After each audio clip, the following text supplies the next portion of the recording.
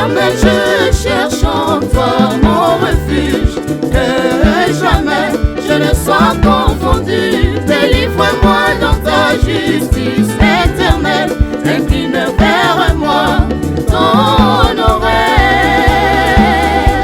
Éternel, je cherche en toi mon refuge, que jamais je ne sois confondu. Délivre-moi dans ta justice éternelle, incline vers moi ton oreille.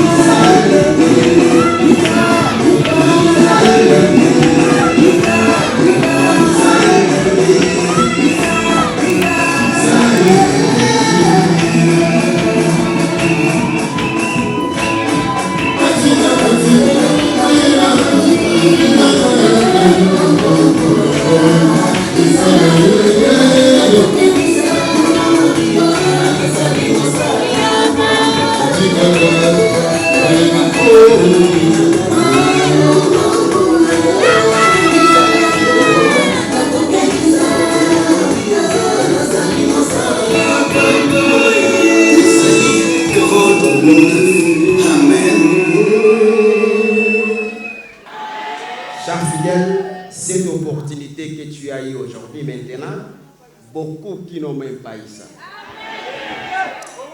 Ce matin, à cette heure où nous sommes, il y en a beaucoup, leur situation à cette heure, elle est catastrophique.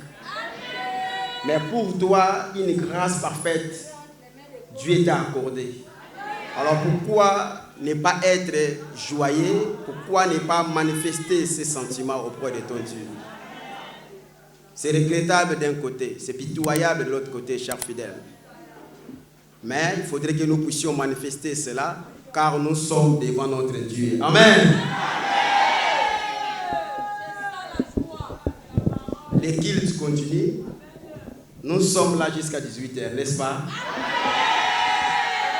Nous sommes venus uniquement louer notre Dieu. La condition de ceux qui nous ont précédés, pour eux, les jours comme celui-ci, selon les recommandations de Dieu, personne entre les hommes ne faisait quoi que ce soit. Et tout le monde se rendait pour aller glorifier son Dieu. Amen. Pareil pour nous, nous sommes venus devant Dieu, nous sommes à l'église, nous sommes venus louer et adorer ce Dieu-là. Alors si nous lui accordons cette journée, où est un problème? Il n'y a pas un problème si nous passons toute la journée au sein de l'église. Amen. Donc voilà, on s'est entendu que nous sommes là jusqu'à 18h. Merci beaucoup. Amen. Les papas, amen. La prédication était si riche, compréhensive aussi. Nous avions tous compris les clés, ou la clé de ce qui est comme prédication. On a compris, car Moté était tellement inspiré et Dieu l'avait conduit à un niveau très supérieur. Alors c'est ce qui a fait en sorte que nous puissions bien comprendre la prédication. Dans la parole de Dieu, dans l'église, la parole de Dieu, les cultes se déroulent avec des tendances. La première tendance, c'est celle de la prédication, et la seconde tendance, c'est celle d'exhortation. Là, nous sommes dans la période ou dans la tendance de l'exhortation. Les cultes continuent jusqu'à ce que le Seigneur dira c'est la fin et on mettra pause. Donc, or la fin, cela est prévu à quelle heure? Merci beaucoup. La Bible, c'est un livre sacré. La Bible, c'est un livre qui est spirituel aussi. La Bible a écrit des réalités qui sont trop spirituelles. Alors, si tu veux marcher dans la bonne voie, si tu veux faire selon la volonté de Dieu, je t'envoie d'aller consulter la Bible. Tu ne seras pas confondu, mais tu seras éclairé, car la parole de Dieu n'égare personne, mais la parole de Dieu est claire et cela enlève aussi les zones d'ombre de la vie de l'homme. La Bible, elle est subdivisée en deux grandes parties, notamment l'Ancien Testament ainsi que le Nouveau Testament. Du fait que le Seigneur notre Dieu, le Créateur de l'univers saint, devant son trône, nous voyons qu'il y a une Trinité qui est composée. Du fait qu'il y a une Trinité qui est composée devant le trône, il faudrait que chaque Trinité puisse avoir sa partie dans la Bible. Alors, si maintenant si nous voulons comparer la Trinité ainsi que la réalité de Dieu, ici nous allons dire que la Bible, elle est aussi segmentée en trois parties. La première partie, c'est la grande partie qui est l'ancienne. Et la seconde partie, c'est celle qui est la nouvelle, qu'on dit Nouveau Testament. Mais dans la seconde partie, elle est aussi scindée en deux. La première partie, c'est les 4 évangiles. Les messages que Jésus lui-même avait enseignés, avait prêchés. Cela est composé de 4 évangiles. Et hormis ça, nous avions les épîtres ainsi que l'Apocalypse. Amen.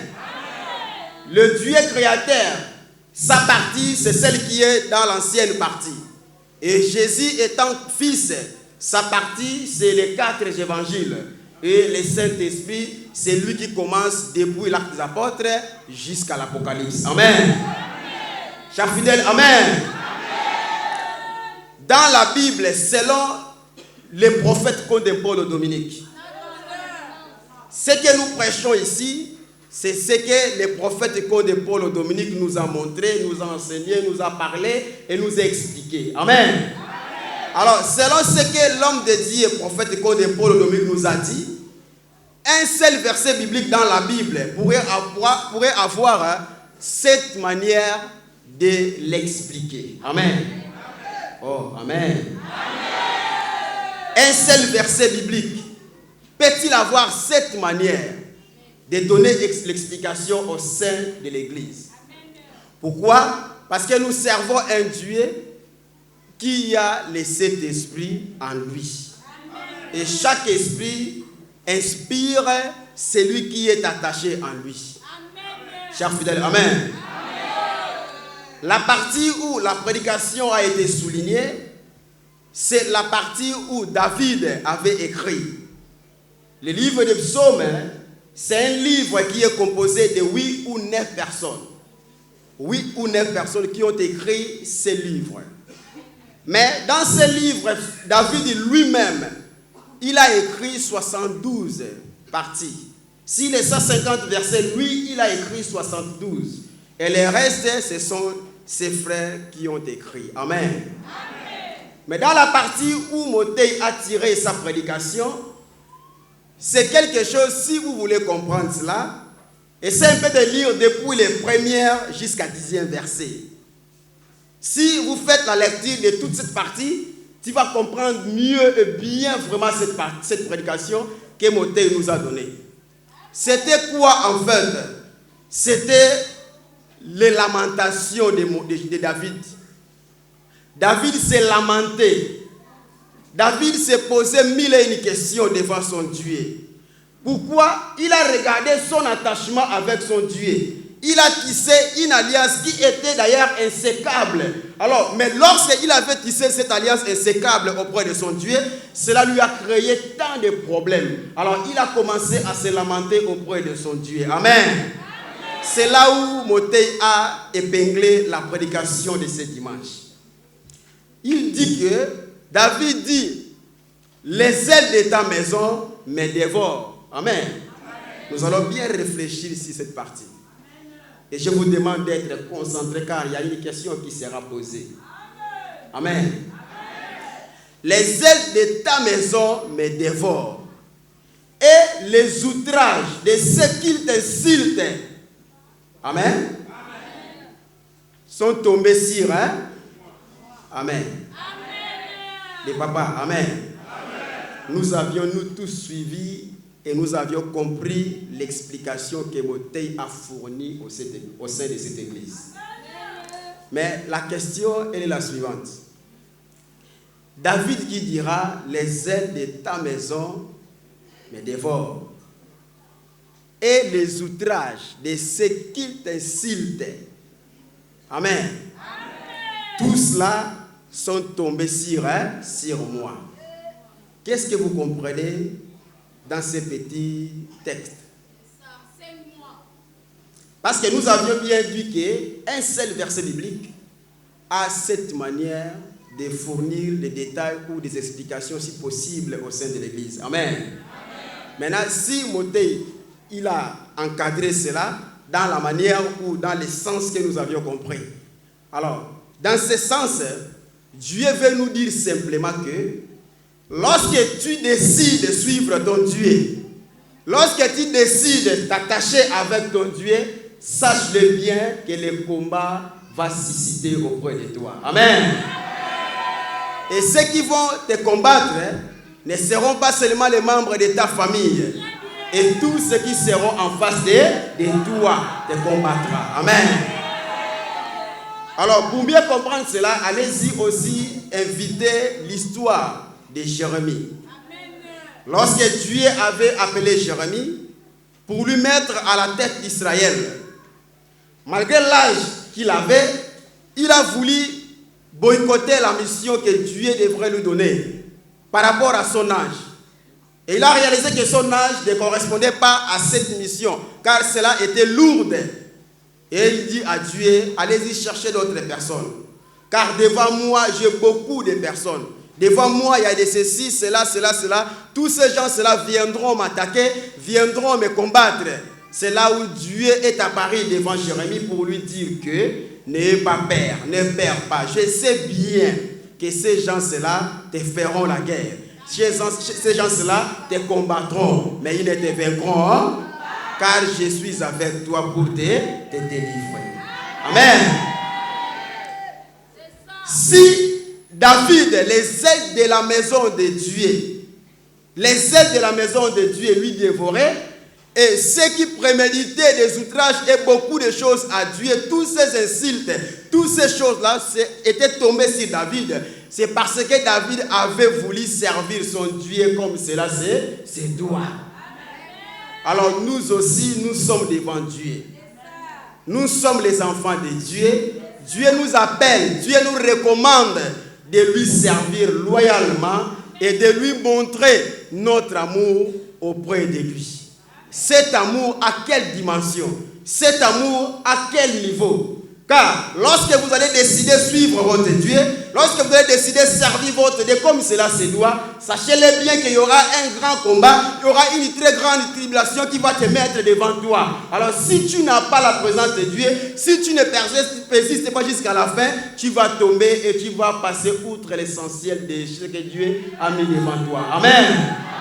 À ce net moment, nous vous demandons d'être toujours branché à ce Dieu-là, d'être toujours attaché à ce Dieu-là et de lui servir avec notre dévouement. Amen. La Bible, c'est comme une boussole. Amen. Amen. La Bible, c'est comme une boussole.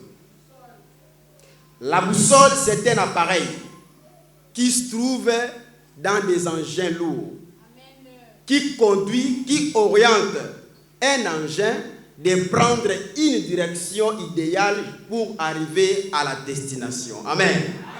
Nous allons cibler deux types d'engins là où on peut trouver la boussole. Nous avions le navire ainsi que l'avion. C'est des engins, c'est là où tu peux voir la boussole. Mais la boussole elle-même donne la position des 4 points. Amen. Oh, amen. La boussole elle-même donne les 4 points. Nord, sud, est, ouest.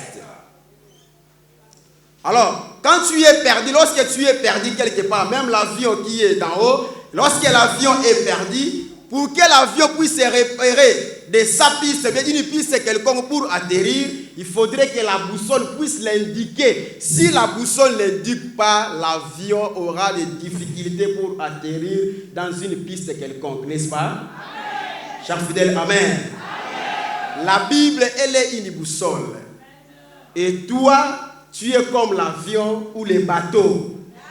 Tu as besoin de cette boussole dans ta vie pour que cela t'oriente et t'amène jusqu'à ta destination. Amen. Dans la Bible, comme nous avions dit que la boussole indique les 4 points. Dans la Bible, nous avions des réalités et des réalités. Dans la grande partie, qui est l'ancienne partie que nous avions dit, la subdivision de la Bible, les 2 grandes parties, l'ancienne partie, la boussole aussi a agi. Dans l'ancienne partie, c'est là où on nous a parlé de l'histoire du jardin Éden. Amen. Chers fidèles, amen. Amen. Dans le jardin Éden, il y avait aussi une boussole. Et cette boussole était là pour aider l'homme, pour que l'homme ne puisse pas s'égarer. Et l'homme ne puisse pas faire des choses selon sa guise, mais selon la volonté de Dieu. Dans la Bible, dans le jardin Éden, nous avions la présence des 4 fleuves. Comme la boussole nous indique les 4 points, ou les 4 points. Nous avions les 4 fleuves qui permettaient que le jardin Éden soit arrosé tous les jours. Qu'il n'y ait pas la sécheresse au sein du jardin.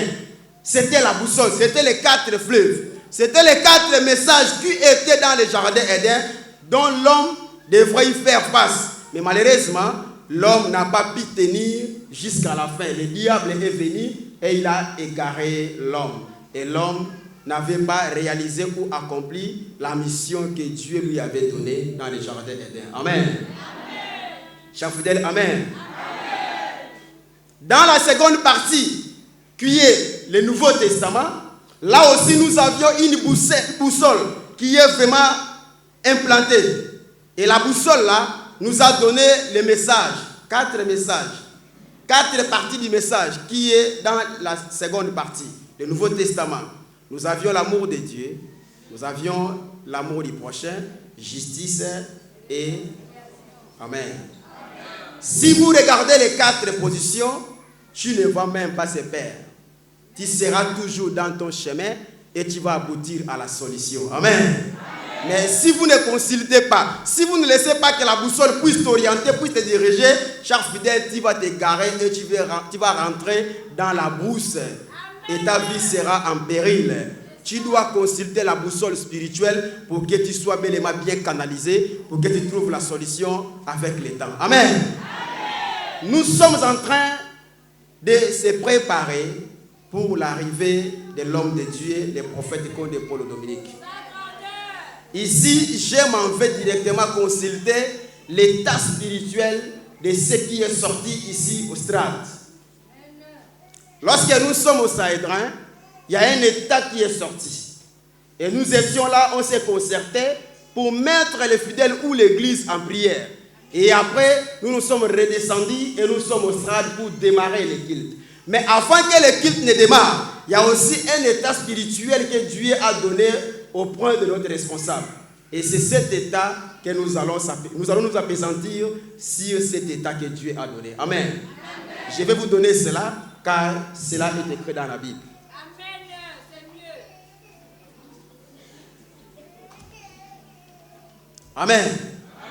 Oh, Amen. L'état spirituel de l'Ancien Testament, c'était dans le livre de Deutéronome. Dieu n'est pas ma boule de donner cet état spirituel au sein de l'Église. Amen. Amen. Je vous dis, Dieu n'est pas ma boule de donner cet état spirituel au sein de l'Église. La prédication de Montaigne, comme je vous ai dit, que cela pouvait aussi avoir cette manière de l'expliquer. Mais pour ne pas monopoliser les paroles, j'aimerais mieux que je puisse souligner seulement l'état spirituel pour s'appesantir ou s'atteler dans ça. Car cela aussi est très important et très utile. L'action qui va se passer aujourd'hui avant que nous puissions sortir de là-bas, et cela indique aussi l'état spirituel. Amen. Deutéronome, chapitre 23, les versets 21 à 22. L'état spirituel que Dieu a donné avant que l'équipe ne décolle. L'état spirituel, l'Ancien Testament, c'est dans le livre de Deutéronome, chapitre 23, les versets 21 à 22. Amen. Amen. Nous lisons. Si tu fais un vœu à l'Éternel ton Dieu, tu ne tarderas point à l'accomplir, car l'Éternel ton Dieu t'en demanderait compte, et tu te chargerais d'un péché. 22. Si tu t'abstiens de faire un vœu, tu ne commettras pas un péché. Cher fidèle, Amen. Peuple de Dieu, Amen. Alors ici, Dieu nous dira que lorsque tu fais un vœu devant ton Dieu, ne tarde pas à faire quoi? À accomplir ce vœu. Selon l'explication de l'Ecclésiaste, lorsque tu fais un vœu à Dieu, il ne faudrait pas que tu puisses tarder pour accomplir ce vœu. Dieu n'aime pas les insensés. Accomplis le vœu plutôt que tu as fait à Dieu pour que tu sois un enfant obéissant à l'égard de ton Dieu. Que de faire un vœu et à la fin, tu n'obéis pas à ça. Ici, Dieu nous prévient que ceux qui ne vont pas obéir le vœu ainsi que les engagements, nous allons commettre un grand péché. Je vais répéter la lecture. Si tu fais un vœu à l'Éternel ton Dieu, ne tardera point à l'accomplir, car l'Éternel ton Dieu t'en demanderait compte. Amen. Et tu te chargeras d'un péché. Cher fidèle, Amen. Il faut des fois éviter les péchés. Il faut des fois éviter les péchés. Je vais revenir, je m'en vais sur le deuxième état spirituel. Cela a été trouvé dans le livre de Jean, à son chapitre 2. J'éteins d'abord les versets. Je vais d'abord expliquer quelque chose pour revenir au verset. Cher fidèle, Amen. Amen. L'Église de Dieu, Amen. L'impossible n'est pas Dieu. Notre Dieu n'est pas impossible. Et il nous a aussi donné une parole qui nous a beaucoup plus accompagnés et qui nous accompagne jusqu'à aujourd'hui. Qu'est-ce que Jésus nous dira dans cette parole? Tout ce que nous allons demander à Dieu avec la foi, il nous sera accordé. Tout ce que tu vas demander à ton Dieu, si tu as seulement ta foi ferme, cela sera ton bénéfice. Dieu te donnera cela. car il n'est pas un homme pour mentir, il n'est pas non plus un fils de l'homme pour se repentir. Quand il promet, il réalise, il dit et il fait. L'impossible n'est pas Dieu. Et dans la carrière, dans la période où Jésus était vivant, quand il prêchait, il enseignait, il ne voulait même pas cautionner même une seconde l'impossible dans sa vie. Cela n'était même pas prononcé ou conjugué dans sa bouche. Cela était nié catégoriquement. Et nous aussi qui sommes chrétiens, nous aussi qui suivons la manière où Jésus nous avait montré, il faudrait que nous puissions aussi avoir la foi et la détermination. L'impossible, ce n'est pas un domaine des enfants de Dieu. L'impossible ne peut jamais être la vie de quelqu'un qui prie son Dieu. Jamais. Amen. De Jean chapitre 2, les versets 18 à 20. Qu'est-ce qui est écrit? Ça, c'est le deuxième état spirituel de ce culte, de ce dimanche. Les Juifs prenant la parole lui dirent: quel miracle nous montres-tu pour agir de la sorte? Jésus leur répondit: détruisez ce temple et en 3 jours je les relèverai. Amen. Les Juifs dirent: il a fallu 46 ans pour bâtir ce temple, et toi, en 3 jours, tu les relèveras.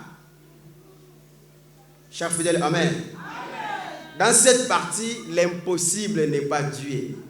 Et l'impossible n'était pas aussi Jésus-Christ de Nazareth. Pour ne pas aller trop loin, car il est déjà presque 18 heures. Si vous regardez la montre qui est derrière vous, il est déjà à 18 heures. Amen. Vous avez voulu me larguer ou me balancer des paroles ou des pierres, je ne sais pas quoi. Cet homme veut nous amener jusqu'à 18 heures, de 18 heures vraiment. Vous ne comprenez pas que je faisais allusion à 12 heures.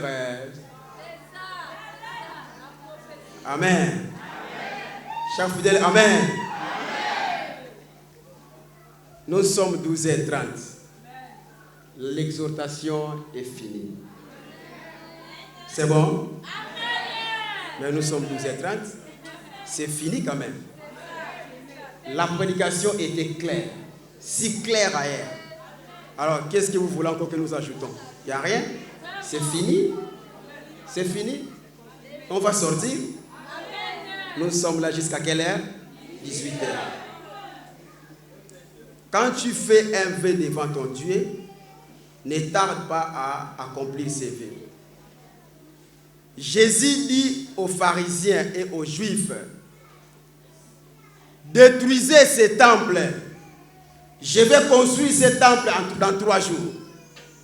Et les pharisiens s'étonnèrent en disant: comment une maison, un temple qui a pu avoir 46 ans pour que cela s'achève, et toi tu nous dis qu'on puisse détruire ça et dans 3 jours tu vas encore reconstruire de nouveau.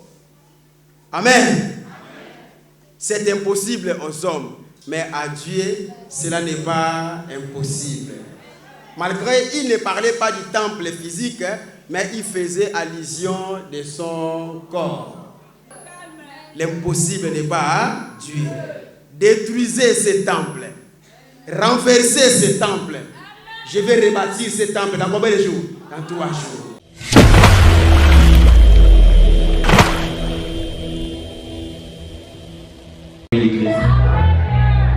Ma question est dans le livre de Amos 5, verset 16.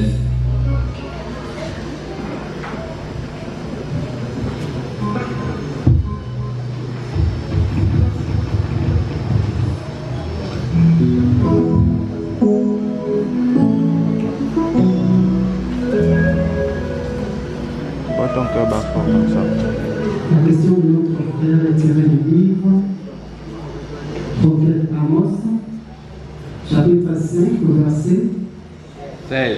Le verset 16. Il est écrit: c'est pourquoi, ainsi parle l'Éternel, le Dieu des armées, le Seigneur. Dans toutes les places, on se lamentera.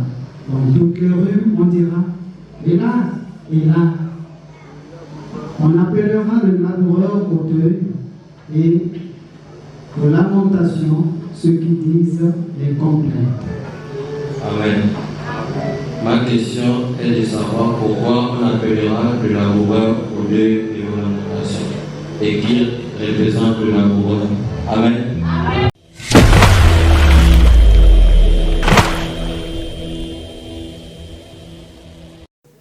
Notre frère a demandé, la question de notre frère, c'est dans le livre d'Amos. Amen. Attendez, je vais te donner la piste de solution. Amen. Pour être éclairé dans ta question. Amen.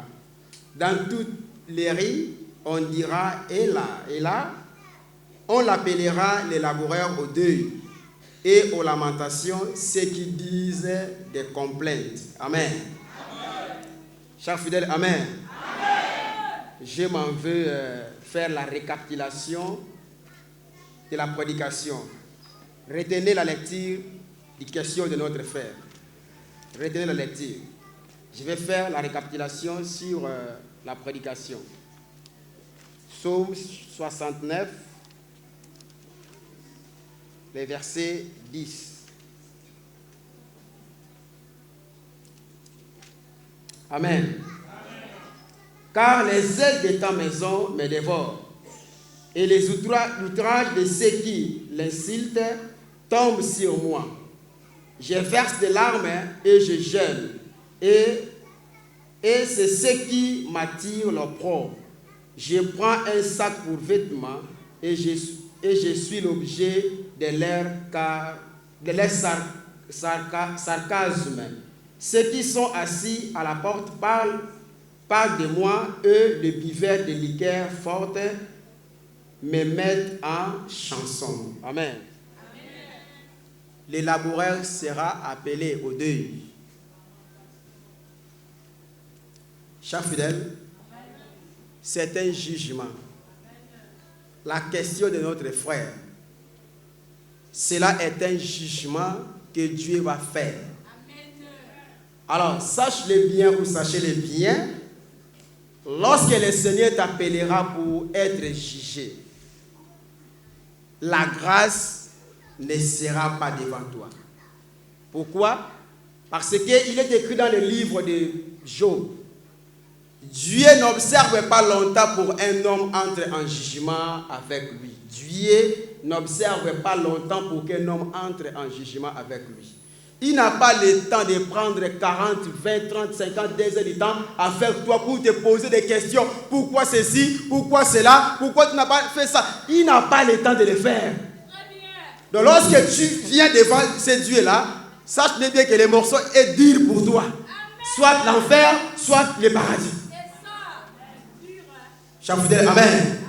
Alors les laboureurs, ce sont ceux que nous voyons dans le monde, qui insultent cette église, qui parlent mal de cette église, qui préméditent mal de cette église et qui font des complots pour cette église. Alors ces gens-là, lors de leur jugement, ce serait difficile, ce serait catastrophique.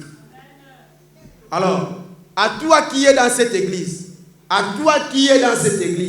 faudrait que tu puisses faire vraiment attention. Car Dieu n'a jamais accepté auprès de lui les moqueurs. N'a jamais accepté. Vous qui boudez, vous qui parlez mal sur toute cette organisation qu'on est en train de faire pour l'arrivée de l'homme de Dieu, le Seigneur vous appellerait en jugement. Amen. Dieu va vous appeler en jugement. Vous allez être jugé sévèrement aussi. Alors quand tu es dans le bar ensemble, nous sommes là pour écouter et pour mettre cette parole en pratique. C'est fini. Que de bouder ou de murmurer, de dire de n'importe quoi, ce n'est pas normal. Dieu n'est pas content avec ceux qui font ça. Dieu n'a jamais été content avec cela. Si tu veux que Dieu puisse composer ensemble avec toi, soyez un enfant obéissant. Soyez un enfant obéissant. Et tu vas composer ensemble avec ton Dieu. Et tu vas réussir dans tout ce que tu vas entreprendre. Amen. Est-ce que vous avez compris la question?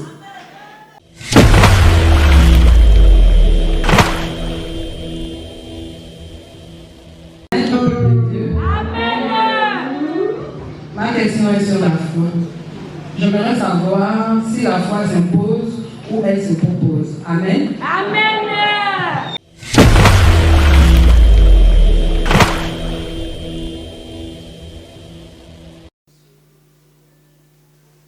Amen. Chers fidèles, amen. Selon la Bible et la conception de l'homme, c'est tout à fait différent.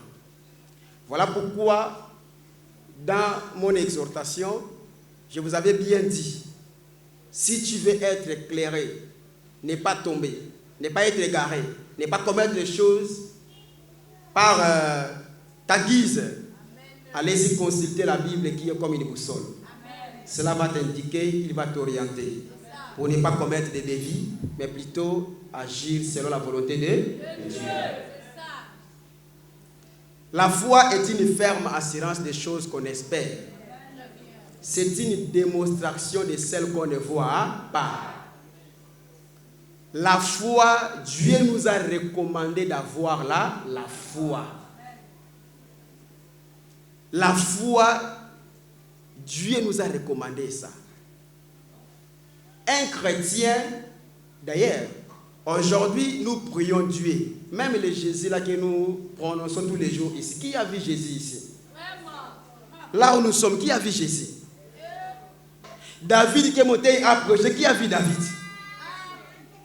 Personne n'a vu David. Même le Dieu que nous servons, personne n'a vu Dieu. Mais nous lui servons comment? C'est quelque chose qui est sur nous. La conviction de ce qui est en face de nous, les écritures que nous sondons, c'est ce qui nous a donné la conviction de croire que Dieu existe. Lorsque je me comporte dans cette manière auprès de ce Dieu-là me récompensera. Amen. Alors pour aboutir à la solution, tu dois avoir un élément dans toi, c'est la foi.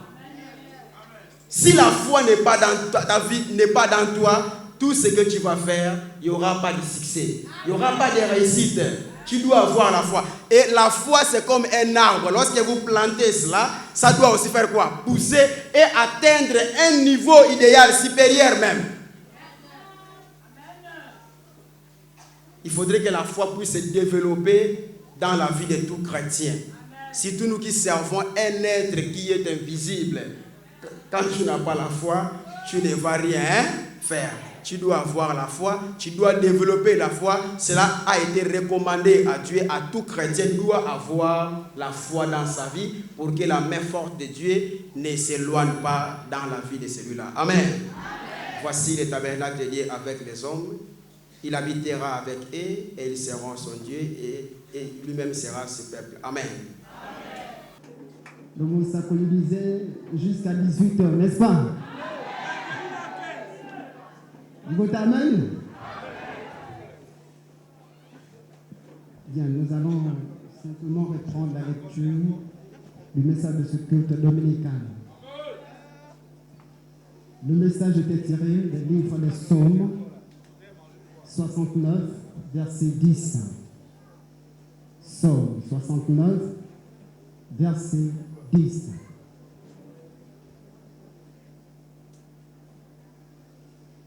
Il est écrit: car le zèle de ta maison me dévore et les outrages de ceux qui t'insultent tombent sur moi. Botarin? Nous sommes dévorés par le zèle qui donne l'évangile de paix. N'est-ce pas? C'est pourquoi nous sommes persécutés, rejetés. Ne dit-on pas qu'on ne jette des pierres que sur un arbre qui porte des fruits? C'est parce que David avait ce zèle qu'il était rejeté. Et ce qui témoigne le zèle, la fidélité, l'amour envers ce Dieu, ce sont des œuvres. Amen. Alors ce matin, nous allons récupérer simplement le zèle qui nous dévore. Excellence est ton nom, Créateur des cieux et la terre, le Dieu de paix et d'amour. Seigneur, tu es le consolateur, le rémunérateur et le consommateur de la foi. C'est en toi que repose la conviction, la foi de chacun. Nous sommes venus t'honorer, te magnifier, te célébrer, te louer. Et daigne en retour du haut des cieux, Père, jeter un regard favorable. Nous désirons ardemment que tu bénis ton peuple, que tu fructifies, Seigneur, ce peuple, afin que le monde sache que tu nous aimes, que tu nous as choisis. Nous laissons, Seigneur, oh Dieu, tes enfants entre tes mains, qu'au sortir de ce culte, Seigneur, qu'il y ait des témoignages vivants et fortifiants. Père, nous avons tellement de choses à te dire, mais les mots ne suffisent pas. C'est pourquoi nous résumons toutes choses par la prière que tu nous as donnée. Notre Père qui es aux cieux, que ton nom soit sanctifié. que ta volonté soit faite sur la terre comme au ciel. Donne-nous aujourd'hui notre pain quotidien. Pardonne nos offenses, comme nous pardonnons aussi à ceux qui nous ont offensés. Ne nous induis pas à la tentation, mais délivre-nous du mal. Car c'est à toi qu'appartient le règne, la puissance et la gloire au siècle du siècle. Amen. Celui qui atteste ces choses dit: je viens bientôt. Amen. Viens, Seigneur Jésus-Christ. Que la grâce de notre Seigneur Jésus-Christ de Nazareth soit avec tous. Alléluia. Salutations. Éternel, je cherche en toi mon refuge, que jamais je ne sois confondu. Délivre-moi dans ta justice éternelle, incline vers moi ton oreille. Éternel, je cherche en toi mon refuge, que jamais je ne sois confondu. Délivre-moi dans ta justice éternelle, incline vers moi ton oreille.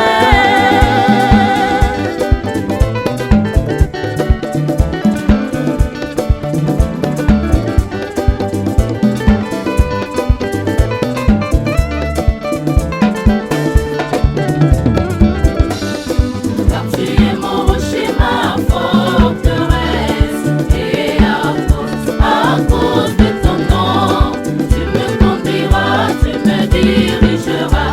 Aie pitié de moi, éternel, car je suis dans la détresse. Car tu es mon rocher, ma forteresse, et à cause de ton nom, tu me conduiras, tu me dirigeras.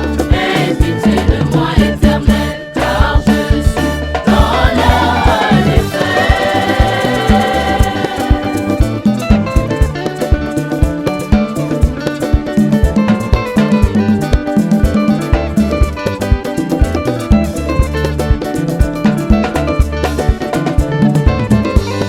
Hâte-toi de me secourir. Sois pour moi un rocher protecteur. Tu me feras sortir du filet qu'ils m'ont tendu, car tu es mon protecteur. Hâte-toi de me secourir, sois pour moi un rocher protecteur. Tu me feras sortir du filet qu'ils m'ont tendu, car tu es mon protecteur.